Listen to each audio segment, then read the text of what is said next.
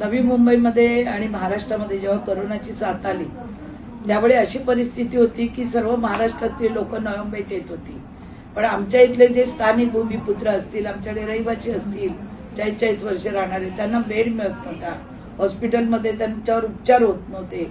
आणि ह्या गरीब लोकांसाठी विचार केला. मी स्वतः 2दा कोरोनामध्ये पेशंट होती. विचार केला की एक आपल्याकडे मेडिकल कॉलेज आणि सुपर स्पेशालिटी हॉस्पिटल जर असलं तर इथल्या गोरगरीब लोकांना एक तर रोजगारी मिळेल, लोकांची सेवा होईल, अनेक विद्यार्थी घडले जातील, शिकले जातील. त्या पद्धतीने मी शिडकोतून प्लॉट मिळवला, प्लॉटचे पैसे भरले, टेंडर झालं.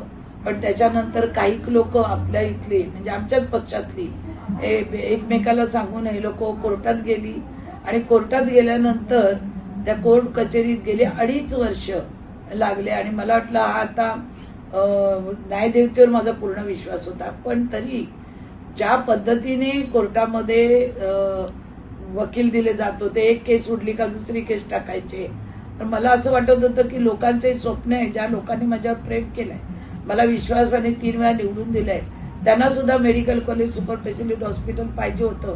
आणि अशा वेळी आज न्यायदेवतेने मला जो त्यांचं काल परवा पण केस होती, पण त्यांचे वकील जातच नव्हते, रोज टाइम मागायचे, रोज काही ना काही कारण सांगायचे. शेवटी आज कोर्टाने याचिका त्यांची फेटाळलेली आहे. त्यामुळे माझ्या जीवनामध्ये सगळ्यात मोठा या इतके वर्ष मी लोकसेवा केली त्यातला माझा आनंदाचा क्षण आहे. आणि ज्यांनी ज्यांनी मला त्रास दिला, जे माझ्या म्हणजे जसं एखाद्या शरीराला कसा पण मानसिक त्रास देतो आणि पिसाणू असतात ते चिपकतात आणि त्याचं रक्त शोषण करतात, असं गेले 2.5 वर्ष माझं ह्या लोकांनी रक्त शोषण केलेलं आहे. आणि ते रक्त शोषण करताना आज त्यांना देवाने धक्का दिलेला आहे, गोरधनी मातेने, आणि त्यांना त्यांची जागा काय ती दाखवलं. आणि गोरगरिबांमध्ये आज मला अनेक फोन आले इथे येता अनेक लोकांनी सांगितलं की मॅडम शेवटी सत्याचा विजय होतो आणि तो आज विजय झालेला आहे. मॅडम महानगरपालिकेमध्ये काय लोकांनी त्रुटी आहे ना, नावाला भाजप आहे, इथं भाजप आहे कुठे, नावाला आहे. आणि त्यांनी मिळून प्रस्ताव आणला, तो पण एका अपक्ष नगरसेवकाच्या खांद्यावर बंदूक ठेवून. स्वतःची हिंमत नाही. मला तर नेहमी मी सांगते की लढाई माझ्याशी समोर करा, त्याच्या खांद्यावर बंदूक ठेवून लढाई करू नका.